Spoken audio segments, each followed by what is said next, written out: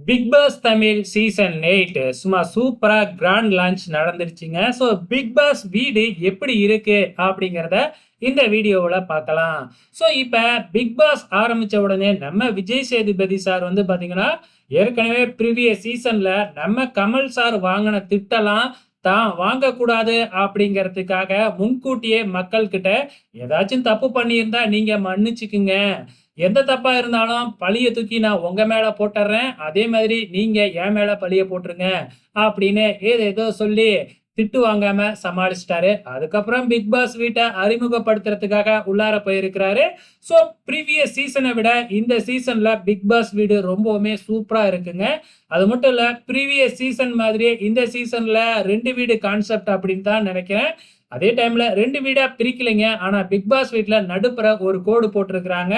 சும்மா பயங்கரமா பெருசாவே அந்த கோடு இருக்கு. இது மூலியமா நல்லாவே தெரிஞ்சிருச்சு 2 வீடு அப்படின்னு சொல்லிட்டு. அதே மாதிரி 2 பாத்ரூமு, 2 பெட்ரூம் இருக்கு. ஒரே ஒரு கிச்சன் தான் இருக்கு. கன்ஃபெஷன் ரூம் 1 தான் இருக்கு.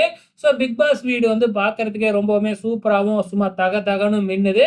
இதுக்கப்புறம் தான் கண்டஸ்டன்ட்ஸ் எப்படி பிரிக்க போறாங்க அப்படிங்கிறத வெயிட் பண்ணி பார்க்கணும். ஓகே ஃபிரெண்ட்ஸ், உங்களுக்கு பிக் பாஸ் வீடு பிடிச்சிருக்கா? மறக்காம இந்த வீடியோ கீழ கமெண்ட் பண்ணுங்க.